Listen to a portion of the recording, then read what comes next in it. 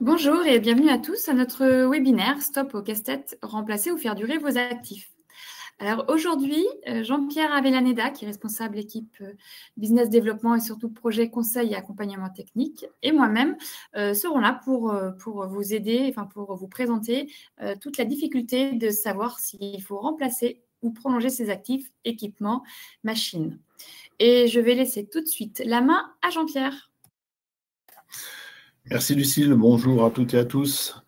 Alors, la question qu'on se pose, c'est face à un équipement, un actif qui est vieillissant, qui nous a été fidèle pendant pas mal d'années, mais qui commence à donner de sérieux signes de faiblesse en termes de fiabilité. Les coûts de maintenance sont en train d'exploser. On voit bien que la consommation énergétique, le standard qu'il a, il date de plusieurs décennies potentiellement, donc il n'est pas OK. Il y a des problèmes de sécurité qui peuvent se poser, des problèmes de maintien en termes de conformité. La performance et l'efficacité est forcément celle de son âge. On peut avoir des soucis d'obsolescence, avec des difficultés à trouver des pièces détachées, avec des difficultés à trouver des gens compétents. Et puis, on a aussi un budget limité. On doit arbitrer entre est-ce que je continue à investir dans mon vieux tromblon ou est-ce que j'achète quelque chose de tout neuf, tout beau. La décision n'est pas forcément toujours si simple. Et donc, on va se poser pendant le webinaire cette question de dire comment est-ce qu'on fait pour, sans faire quelque chose de trop compliqué, avoir des billes pour prendre cette décision. Donc, on va parler de gestion d'actifs dans une première partie, et puis ensuite dire voilà comment est-ce que nous on s'y prend pour vous aider à prendre ce genre de décision, et on reviendra là-dessus. L'APAV, on est connu pour la conformité, mais globalement, on travaille aussi sur la performance et la maîtrise des risques des actifs au global. On est sur 60 pays, on fait près de 2 milliards de chiffre d'affaires, plus de 17 000 collaborateurs. On est devenu une structure assez conséquente avec les années.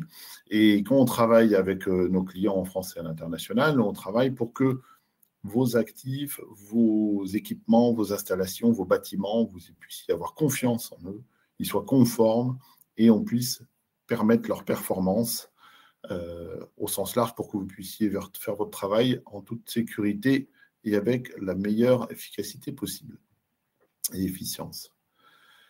Donc, on travaille dans ce cadre-là, souvent par des projets d'accompagnement qui sont des projets sur mesure en fonction de vos problèmes. Alors, je mets ce slide pour juste vous faire peur et vous dire qu'on ne va pas le commenter en entier, mais la gestion d'actifs, c'est un vaste sujet et qu'on met sous contrôle la gestion des actifs. Effectivement, on va élaborer des scénarios, faire des prévisions, analyser ce qui se passe, faire des retours d'expérience pour affiner nos scénarios et puis se projeter dans le futur pour anticiper le plus possible en fonction de l'activité et du cycle de vie des actifs et prendre les bonnes décisions. Donc, bien sûr, il faut déjà avoir un inventaire de ce qu'on a, il faut savoir comment s'usent nos équipements et nos installations. Il faut également identifier les événements redoutés majeurs dont on doit garantir la maîtrise. Il y a un travail sur la criticité qui est à faire parce qu'on ne peut pas mettre l'effort partout. On doit avoir une vision de l'état de santé technique de l'équipement pour déterminer des réparations, un plan de maintenance, de surveillance, des grands travaux, et puis avoir une estimation de la durée de vie. Donc, on parle aujourd'hui de est-ce que je conserve ou je rachète un nouvel équipement, un nouvel actif. Donc, les actifs, c'est des bâtiments, un réseau d'utilité, une chaudière, une installation électrique, automatisme, bien sûr des machines. Ça peut être plein de choses, un actif matériel. La première chose quand même à avoir, c'est avoir un inventaire. Alors, ça paraît évident, mais quand on se pose la question sur un actif donné, par exemple, j'ai un grand moteur, savoir combien j'en ai de nature proche, dans quel état ils sont, quel âge ils ont, etc., c'est quand même nécessaire avant de prendre la décision pour ce moteur particulier-là. Pourquoi ? Parce que je pourrais avoir des velléités de faire de la standardisation, je pourrais avoir des velléités de me poser la question de est-ce que c'est vraiment lui qui est prioritaire à remplacer. En tout cas, avoir une vision de son parc à peu près bonne, c'est bien, Elle est bonne, ça veut dire quoi? Qu'est-ce que j'ai? C'est quoi leur criticité? C'est quoi leur valeur économique, valeur à neuf et valeur résiduelle? Et puis, c'est quoi leur état de santé technique? Leur performance actuelle, ça donne satisfaction ou pas? La maîtrise des risques ou les risques que je cours avec? Leur niveau de conformité? Bon, ça, c'est une première étape préalable qui n'est pas si simple que ça à obtenir. Deuxième grande question, c'est il faut que j'estime l'alignement avec les besoins actuels et futurs. C'est-à-dire aujourd'hui, est-ce qu'il rend le service que j'attends et est-ce qu'il va rendre le service que je vais attendre dans le futur? Je vais faire évoluer mon activité. J'ai besoin d'être plus en flux tiré, d'avoir plus de flexibilité. Et mon équipement, il est prévu pour des grosses cadences, des lots importants. J'ai besoin de faire des économies sur les rendements matières, les rendements énergétiques, et de plus en plus, parce que j'ai des coûts matières premières qui s'envolent sur certains composants, certains éléments, et donc ça, j'ai besoin de retravailler ça. Je veux plus automatiser, je veux déménager mon usine, je veux avoir moins d'effectifs, je veux plein de choses. Donc, il faut que je sache qu'est-ce que je veux pour pouvoir savoir si ça va faire l'affaire ou pas. Là non plus, ce n'est pas toujours une réponse simple à avoir. On a des opportunités technologiques de renouvellement. Donc, si vous allez dans des salons, si vous lisez des revues ou si vous décrochez le téléphone quand on vous appelle, vous êtes parfois harcelé de gens qui vont vous vendre plein de solutions miracles, plus ou moins numériques, plus ou moins en rupture, qui tiennent plus ou moins leurs promesses. En tout cas, c'est des opportunités qu'il est intéressant de regarder. Mais également, et là, par expérience, on le voit souvent, on s'aperçoit que les équipements actuels qui ne donnent pas forcément satisfaction, peut-être qu'ils pourraient fonctionner mieux, en fait. On pourrait les améliorer, on pourrait les fiabiliser, on pourrait les dérisquer. Et donc, ça serait peut-être bien de savoir pourquoi ils ne donnent pas satisfaction aujourd'hui. Quelles sont les causes qui font que la performance au sens global n'est pas là, pour voir si on ne peut pas la travailler, et plutôt que d'acheter quelque chose de neuf, faire mieux tourner ce qu'on a. Parce qu'on n'est pas à l'abri d'acheter quelque chose de neuf et de ne pas s'en occuper suffisamment bien, ou de l'acheter pas suffisamment bien et qui ne donne pas non plus la bonne performance au bout de quelques années. Et après, on a un juge de paix qui est malheureusement insuffisant, qui est le coût complet de possession. Alors, c'est insuffisant parce que on peut tout ramener à la dimension économique, on peut tout compter en euros en termes de coût complet sur le cycle de vie. Mais il y a quelque chose, en fait, il faut là aussi deux compteurs. Il faut un compteur qui est relatif à la performance, c'est-à-dire combien ça coûte, combien ça rapporte de le faire tourner. Et puis un autre compteur qui est très différent, qui est celui des risques pris. Et on ne peut pas additionner les deux, parce que vous ne pouvez pas additionner le risque de destruction d'un bien dans votre bilan. Vous pouvez provisionner quelque chose, vous pouvez payer une assurance, vous pouvez faire des choses, mais on ne peut pas additionner tout dans les mêmes cases. Donc, c'est important d'avoir un peu deux compteurs, un compteur sur ce qui est certain, qui relève de mon process, de mon activité, et où je veux optimiser économiquement ma performance, et puis un autre compteur qui est ce que je redoute avec plus ou moins de probabilité, plus ou moins de conséquences chiffrables, mais que je dois prendre en compte dans ma gestion. Donc, cette longue introduction, on va la dérouler un petit peu, et on s'aperçoit que dans le cycle de vie d'un actif, il y a une phase qui est fin de vie, qui est difficile à anticiper et à gérer. On part bien sûr de la conception, d'expression du besoin, on fait fabriquer, on achète, on intègre, on réceptionne l'installation, on l'exploite, on la maintient, puis l'histoire a une fin, à un moment donné, il faut décider qu'est-ce qu'on fait. Et ça, c'est difficile. Et pourquoi c'est difficile? Parce que le temps de vie technique d'un actif, c'est long. C'est rare qu'on achète un équipement pour 6 mois ou 1 an ou 2, surtout dans un environnement industriel ou n'importe quel que soit le secteur, un actif physique ou un environnement, un bâtiment. Et donc, vu que c'est long et qui va durer par exemple 15 ans, en 15 ans, en fait, mon organisation de mon entreprise aura changé. J'aurais peut-être changé de propriétaire, l'encadrement aura changé, donc le responsable maintenant sera peut-être plus le même, le responsable de prod non plus, et puis et peut-être que en fait j'aurais changé dans mon process parce que mon marché m'a demandé de produire des choses différentes. Et donc, du coup, même l'utilisation que je fais de mon installation n'est plus la même. Et donc ça veut dire que j'ai un peu un hiatus entre ce temps long qui est nécessaire pour analyser la situation et prendre les bonnes décisions, et le temps court de la vie réelle, au quotidien, des organisations, des process, des marchés. Alors, tout irait bien si on pouvait faire des investissements dont le ROI, le retour sur investissement, était de 18 mois. C'est des fois la solution que prennent des entreprises quand elles le peuvent, hein, de dire, de toute façon, j'achète un truc, il faut qu'il soit rentable dans un an et demi. Du coup, j'envoie les résultats et je ne prends pas trop de risques, je n'ai pas trop d'incertitudes à gérer, mais ce n'est pas toujours faisable et ce n'est pas toujours très pertinent. Deuxième point qui rend les choses difficiles, c'est qu'il est difficile de collecter les données technico-économiques sur la durée. Et donc, souvent, on n'a pas tout. On n'a pas tout ce qu'on a fait, on n'a pas toutes les modifications, on n'a pas tous les coûts complets pour de vrai de toutes les phases de vie précédentes, exploitation maintenance, mais même avant. Et on ne compte pas tout correctement et on ne prend pas forcément des bonnes décisions.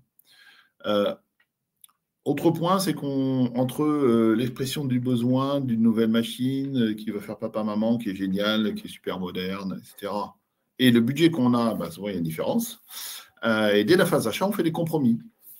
Et les compromis, malheureusement, ils sont souvent faits sur des choses qui sont peu visibles, peu mesurables, peu démontrables par le fournisseur. La durée de vie, la maintenabilité, c'est vraiment des sacrifiés habituels en termes de performance sur le long terme. Parce que si vous achetez une machine maintenant, on vous promet qu'elle dure 20 ans. Dans 20 ans, les choses auront changé. Tout le monde sera parti. Et confère le 2 points précédents, personne n'aura regardé si ça a duré 20 ans. Donc, voilà, à la limite, si on sous-dimensionne, c'est pas très grave, ça se voit pas. On fait des économies, mais le business plan, pour de vrai, c'est pas sûr qu'il soit très bon. Et ça, ce rebouclage entre le business plan prévu dès le départ et réel, c'est rarement fait. Je l'ai vu dans certaines entreprises, mais ça reste l'exception. Et en plus, cette analyse-là du business plan, le business plan, il a changé le lendemain du jour où il a démarré, confère les changements de process, de marché. Donc, il faut pondérer avec tous les changements survenus. Donc, ce n'est pas très, très simple. C'est assez compliqué à faire. Et j'oserais dire, sur une décision X, ça ne vous empêche pas de pouvoir travailler autrement. Alors, en fin de vie, moi, je me suis amusé à lister tout un tas de décisions qu'on doit pouvoir prendre en fin de vie par rapport à un actif qui commence par des lettres R. Bon, le premier paquet, c'est globalement, on le met à la benne et puis on fait autrement. Alors, soit on le met à la benne, soit on l'enlève et puis on en fait autre chose. Éventuellement, on l'enlève et puis on répartit sa charge sur le reste du process parce qu'en fait, on était surcapacitaire. Bon, voilà. Après, on peut le remplacer, racheter le même ou un autre, le moderniser. On peut racheter quelque chose pour standardiser. Par exemple, mes gros moteurs, en fait, maintenant, je vais racheter toujours les mêmes. C'est mon meilleur choix. Parce que ça m'évitera d'en avoir moins en stock, ça me permettra d'avoir un seul standard de maintenance, un seul standard d'exploitation, je vais pouvoir faire du retour d'expérience, ça va améliorer ma fiabilité, ma disponibilité, mon coût de maintenance. Donc, la standardisation, ça a un sens, ça fait sens. Ou sinon, je le garde, et donc je vais le réparer, je vais le rénover, faire un rétrofit, et je vais essayer de rallonger sa durée de vie, pour garder plus longtemps. Ou alors, je vais également travailler sur ses points faibles. Donc, je vais le fiabiliser, le sécuriser, là où il me pose problème aujourd'hui, l'améliorer. Donc, ça, c'est des décisions qu'on doit prendre. Et c'est vrai que ça dépend beaucoup de la politique de l'entreprise. Et il y a une dimension culturelle que je voudrais souligner. J'ai fait il y a quelques années un benchmark européen sur les pratiques de maintenance. Et on posait la question de l'âge moyen des actifs. Dans le sud de l'Europe, on a une fâcheuse tendance à acheter des équipements et des installations et puis les garder jusqu'au bout de la ficelle, juste un peu trop tard, et de devoir tout changer d'un coup. C'est culturel. Voilà, dans des pays plutôt au nord de l'Europe, il y a plutôt tendance à renouveler. Voilà. On prend l'histogramme, il est pas loin d'être plat, quoi. Globalement, il y a un plan de renouvellement régulier et ça tourne comme ça. Donc, c'est des gestions différentes qui ont des avantages et des inconvénients. Alors, comment décider entre conserver et remplacer? En fait, on voit bien qu'il y a des avantages et des inconvénients dans les deux cas. Les avantages de conserver son équipement, c'est-à-dire qu'on ne doit pas en acheter un nouveau. C'est beaucoup moins cher la plupart du temps.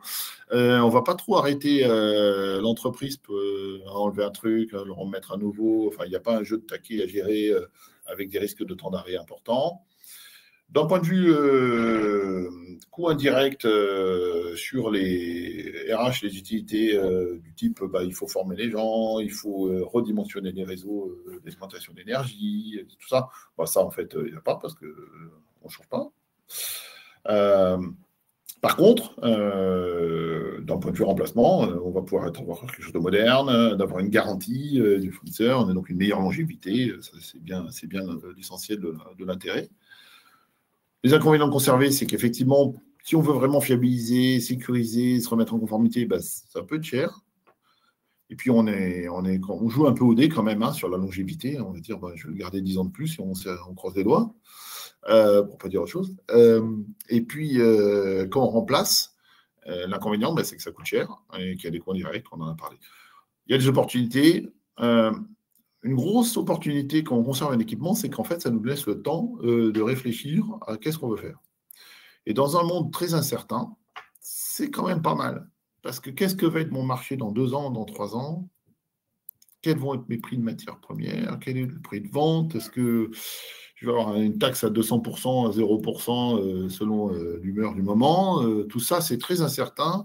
Et engager de l'investissement, c'est pas toujours simple. Et des fois, j'aimerais bien voir venir et c'est pas le moment de prendre la décision, sauf que ma machine est en train de crever, donc il faut que je fasse quelque chose. Deuxième opportunité à conserver, ça valorise les compétences internes. C'est-à-dire qu'en fait, toute l'expérience capitalisée par vos équipes, elles vont bien servir parce qu'en fait, c'est toujours la même machine. On va continuer à améliorer. Vous allez enfin dégager les budgets qui vous réclament pour faire une amélioration continue.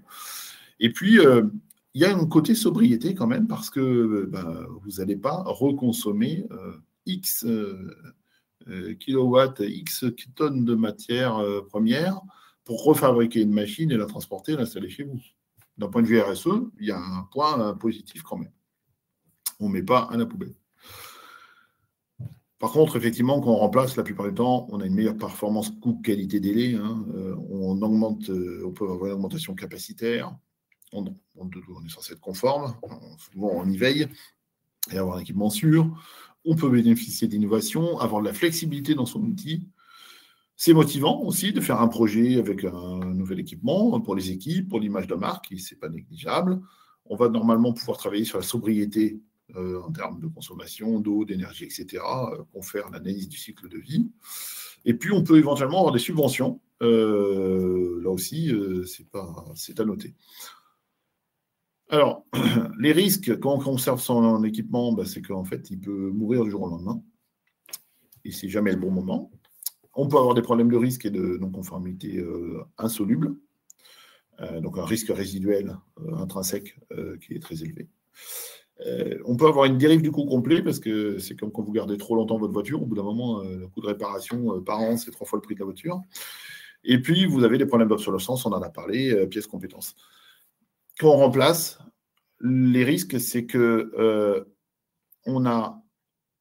je pense qu'il y a un problème dans le copier-coller parce que c'est pas ça du tout. Donc les risques, on corrigera, mais les risques pour remplacer un équipement, c'est qu'il faut réussir le projet. En fait, vous avez une nouvelle machine à mettre en place. Et tout ça, c'est une organisation projet, des compétences, mettre en place tout un tas de choses. C'est pas facile à faire, on n'a pas toujours les compétences pour le faire, l'organisation pour le faire. Et puis, tout projet comporte un risque de ne pas réussir, de ne pas démarrer à temps, de ne pas avoir la performance attendue. On est un peu sur les promesses du fabricant.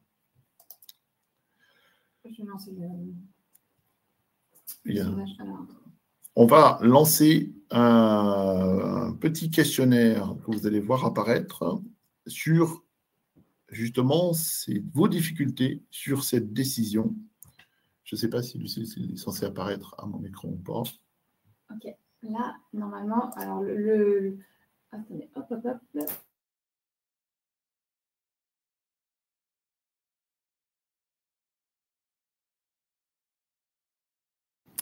Alors, là, le sondage est apparu sur les écrans de chacun. Donc, pour vous, qu'est-ce qui rend difficile la décision d'acheter un nouvel actif ou équipement ou de conserver l'actuel? Donc, ça rejoint un peu tout ce qu'a dit Jean-Pierre avant. Donc, on aimerait avoir votre retour d'expérience. Est-ce que c'est l'avenir incertain, un problème de budget ou de financement, problème d'information technique manquante, un manque de confiance dans la capacité des fournisseurs, la complexité du projet, un manque de ressources RH pour le faire ou autre? Voilà. Alors, je vous laisse répondre. Donc, c'est des réponses à choix multiples. Vous pouvez répondre à plusieurs réponses. Évidemment, en général, ce n'est pas un seul élément qui pose problème. Voilà.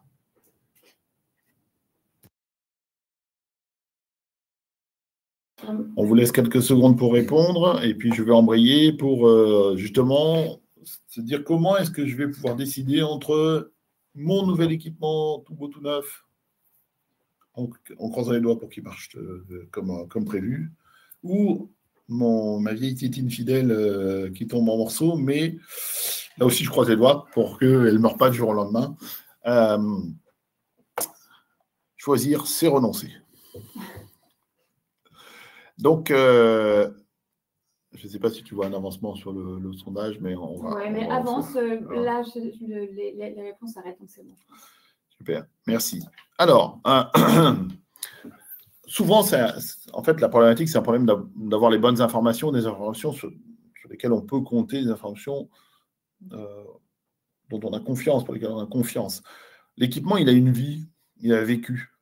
Et ça, l'équipement, l'état dans lequel il est, c'est le résultat de son exploitation et de sa maintenance. Et en fait, on va avoir des usures, des endommagements différents en fonction des sous-ensembles et des technologies entre la structure, l'électricité, les réseaux, les automates, etc.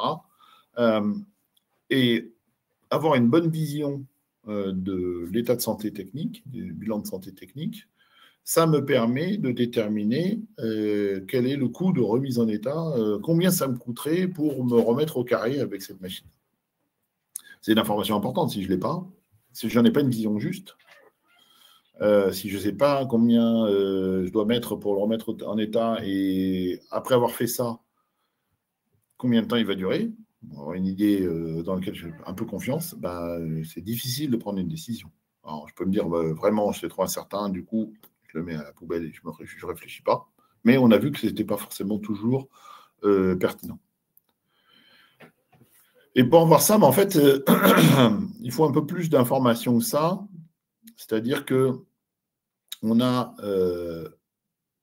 l'équipement qui a vécu, il est dans un état, son coût de remise en état. Mais c'est intéressant de savoir pourquoi il est dans cet état-là. Pourquoi il est dégradé? Est-ce que c'était des problèmes de conception, au design, à la construction? Est-ce que c'est des problèmes plutôt liés à la maintenance? Il n'y en a pas assez, elle n'est pas pertinente, il y a une faute. La maintenance n'est pas bien faite. Et puis, en exploitation, est-ce que je l'ai utilisé comme il faut, dans un bon contexte? Pour donner des illustrations de ça, c'est les 3 grandes catégories de causes qu'on trouve dans la TPM, Total Productive Maintenance, mais le contexte d'exploitation, c'est ma machine, elle est prévue pour travailler à 800 tours minute, maximum 10 heures d'affilée, puis je la fais tourner à 1000 tours minute pendant 15 heures. Donc ça, c'est la dégradation forcée. Et puis on va avoir... ma machine elle est prévue pour tourner dans un environnement industriel normal, mais c'est très empoussiéré. Donc, en fait, elle se fait, tout ce qui est mécanisme se fait flinguer, mes paliers, mes engrenages, par la poussière ambiante. Donc, les causes des dégradations, c'est important parce que ça me donne des pistes importantes sur comment me remettre en état, mais aussi sur éventuellement des spécifications si je veux en changer. L'environnement poussiéré, il existe, il faut que j'y pense. Le problème de maintenance, Si je n'arrive pas à bien faire ma maintenance, est-ce que j'arriverai à bien faire la maintenance demain? Est-ce que les faiblesses de conception, je ne vais pas les reproduire en achetant une machine similaire? Bon. Donc, c'est important d'avoir ça et d'avoir ce bilan de santé détaillé avec le vieillissement et l'obsolescence. Hein, donc, ce n'est pas la même nature. Hein, le vieillissement, c'est l'âge et l'obsolescence, c'est que c'est dépassé.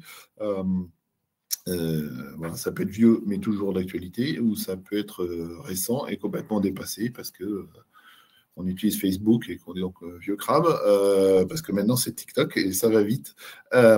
Et TikTok, ça sera un truc de vieux dans 5 ans. Donc ça, c'est l'obsolescence. Est-ce que j'ai des risques, faire l'état des risques et de la conformité, et puis comment est-ce que combien de temps je peux espérer durer si je résous tous ces problèmes-là? Mais pour savoir répondre à combien de temps je vais pouvoir durer, il faut que je sache quel est le futur usage. Et donc, ce futur usage, c'est quoi?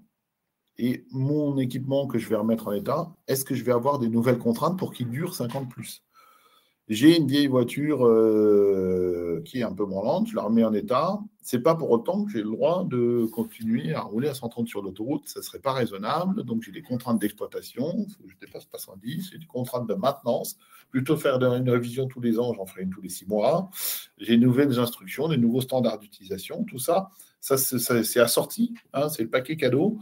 Je remets en état, etc. Mais ça reste quand même une vieille machine, donc je ne vais peut-être pas pouvoir faire tout ce que je voudrais. Je ne suis pas remis complètement à 100% de ces fonctions. Et évidemment, pour avoir le coût de remise en état et un coût complet prévisionnel, pour avoir un coût complet prévisionnel, il faut avoir un coût complet reconstitué par le passé. Il faut avoir les informations pour avoir des repères qui fassent sens. Donc ça, c'est compliqué. Et des fois, on a plein de choix à faire. Donc là aussi, je reprends un peu de hauteur. C'est bien, sur son parc, de savoir qu'est-ce qui est critique et pourquoi. Est-ce que c'est critique d'un point de vue de la performance, d'un point de vue des risques, d'un point de vue de la stratégie de l'entreprise, d'un point de vue économique. Et ces actifs critiques-là, je vais pouvoir zoomer, avoir une vision globale de l'actif, mais aussi zoomer par fonction et sous-ensemble critique. Voilà, la partie électrique, la partie mécanisme, etc., structurel. Pour savoir, pour les sous-ensembles critiques, un peu plus précisément où ça en est en termes de santé et qu'est-ce qu'il y a à faire.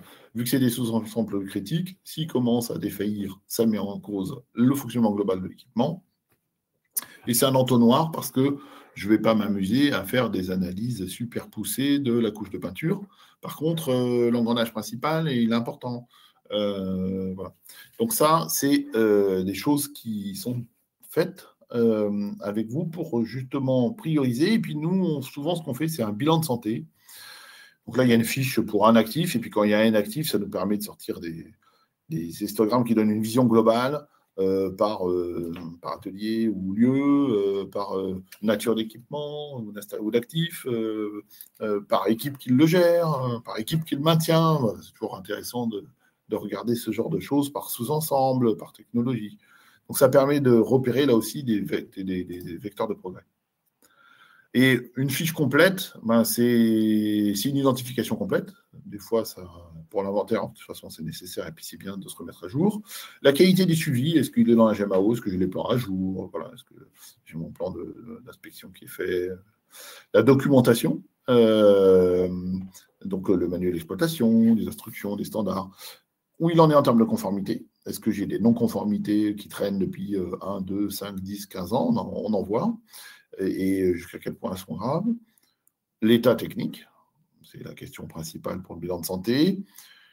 Qu'est-ce qu'on peut dire en termes de risque HSE sur le niveau de risque actuel de l'exploitation et de la maintenance de cet équipement?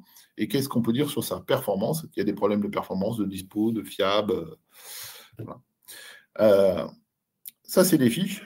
Et puis, un peu de synthèse. Et puis, on va repérer des sous-ensembles critiques sur lesquels on voit que ça ne va pas. Et donc, on va pouvoir zoomer pour réellement aller dans le détail sur les défauts, les réparations requises, les aménagements de maintenance et d'exploitation, les nouvelles instructions de maintenance et d'exploitation, pour pouvoir préserver pendant quelques années de plus cet équipement-là. Nous, on fait plein de choses autour de tout ça. Donc, bien sûr, on accompagne sur le process si vous voulez. On peut faire ses bilans de santé, ses inventaires sur tous vos équipements. Et puis, souvent, on est appelé pour faire, sur des points critiques, des modélisations, du contrôle non destructif, de l'analyse des réparations nécessaires ou des surveillances à mettre en place. Et on va modéliser, par exemple, là, vous avez en haut à droite la modélisation d'une passerelle avec les forces en présence pour repérer les endroits qui sont soumis à plus de fatigue et donc du coup les points clés sur lesquels on va éventuellement faire un CND plus zoomé. Et donc là, on a plein de techniques pour mesurer des défauts internes à la matière, de l'épaisseur de matière, voilà, est-ce que la qualité des assemblages permanents, des soudures, des niveaux de corrosion qui ne sont pas forcément visibles, et de l'EMAT ou la CFM. Quand c'est peu accessible, on utilise bien sûr des drones, on a bien sûr la thermo, enfin toutes les techniques de contrôle non destructif et d'analyse qui permettent de mesurer et de quantifier le défaut, y compris s'il est peu visible. Donc ça permet de vous aider. On est beaucoup appelé sur le structurel parce que c'est souvent une compétence qui est complexe à garder dans une entreprise. Et c'est notre métier, donc il n'y a pas de souci. Bien sûr, en électricité ou en compatibilité électromagnétique, on fait la même chose. On va analyser des vieillissements de câbles, on va regarder l'émissivité et la sensibilité à la compatibilité électromagnétique. On peut le faire en modélisant avec des jumeaux numériques, là aussi, des systèmes câblés ou pas.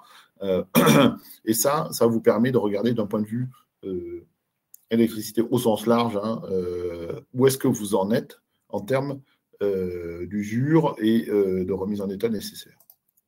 Bien sûr, il y a des analyses de signal au démarrage. Voilà.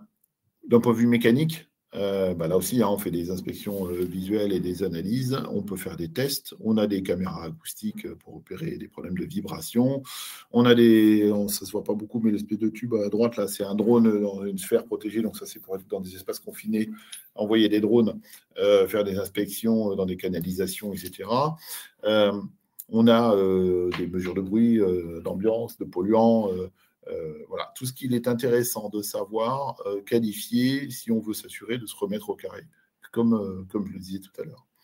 Donc ça, c'est en bout d'entonnoir. Je suis en train, voilà, j'ai fait mes fiches, je vois les équipements critiques, les composants critiques, là où il y a des problèmes d'état a priori, ou de performance ou de risque qui me donnent une suspicion qui est à creuser. Et là où je vais creuser, je vais faire des analyses super détaillées.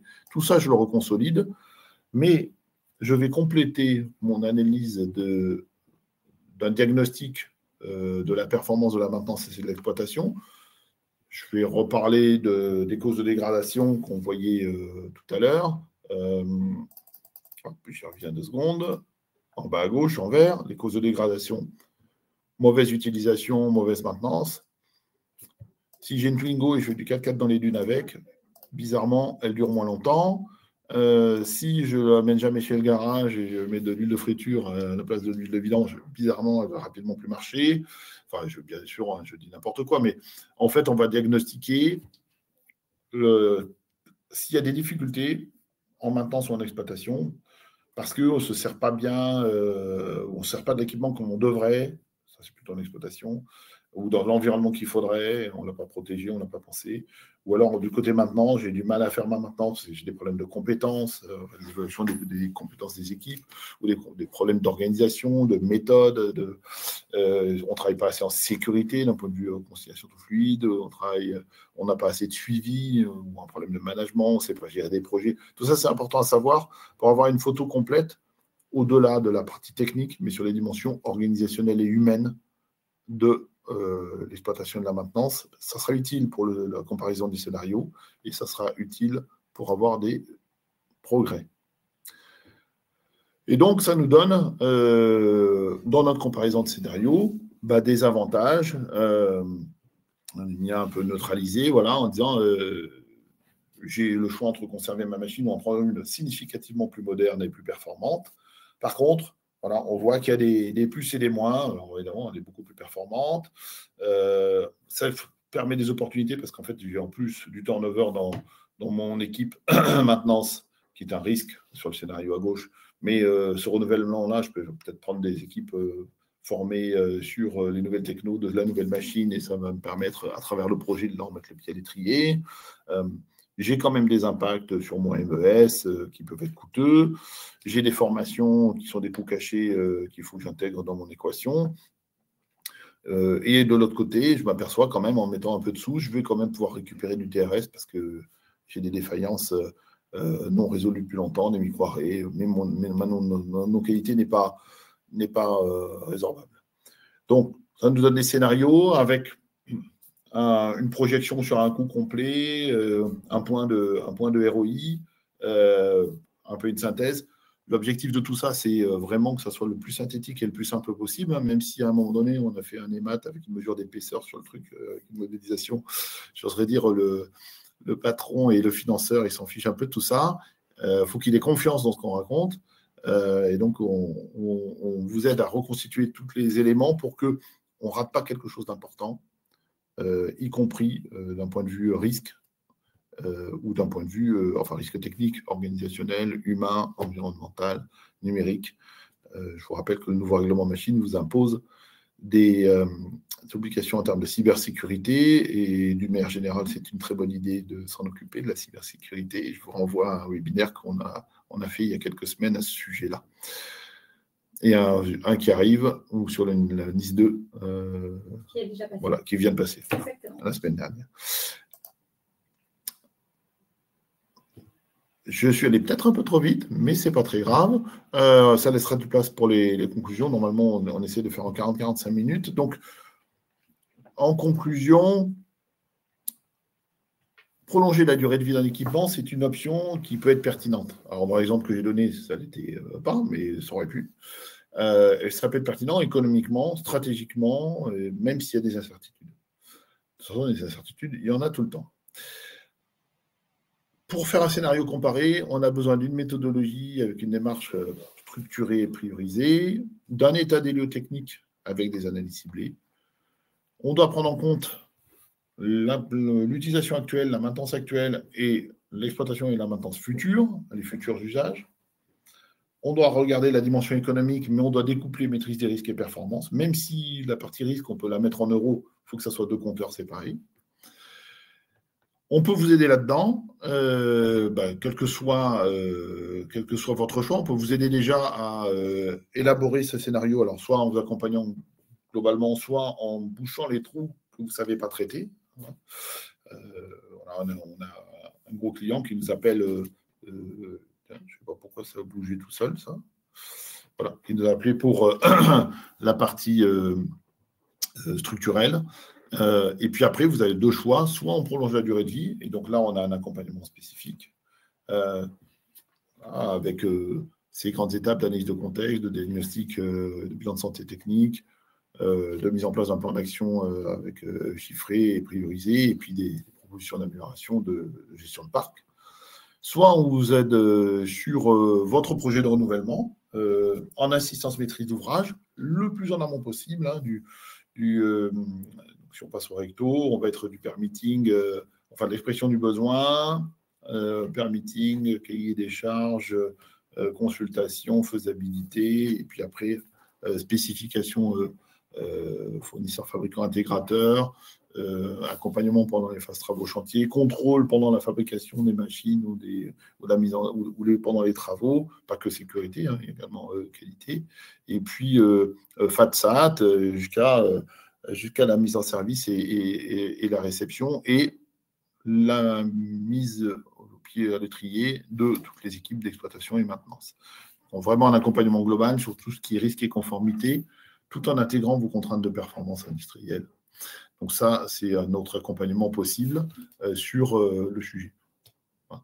Je ne sais pas pourquoi ça fait ça, mais je suppose qu'on peut aller au dernier slide. Voilà. Et ma collègue a joué avec la souris, elle fait passer les slides toute seule. Merci de votre attention. Et voilà, j'ai été un peu rapide, mais voilà, je vous propose, si vous avez des questions, de les poser à travers le chat ou l'onglet questions. Je vais lancer un sondage pour savoir si ça a répondu à vos attentes, si le webinaire a répondu à vos attentes, et si vous voulez poursuivre l'échange avec Jean-Pierre, dans ces cas-là, dans le sondage, vous nous le dites, et Jean-Pierre se fera un plaisir de vous recontacter. Alors, je lance tout de suite le premier sondage.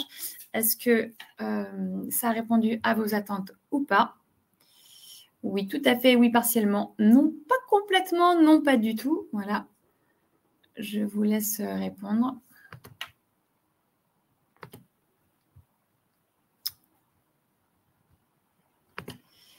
Et ensuite, le deuxième sondage. Alors, j'attends un petit peu. Donc, si vous avez des questions, n'hésitez pas sur le pavé questions ou chat, les deux sur la droite. En bas à droite de votre écran, vous avez l'accès. Et je vous lance, écoutez, tout de suite la deuxième question. Souhaitez-vous donc être contacté pour poursuivre les échanges?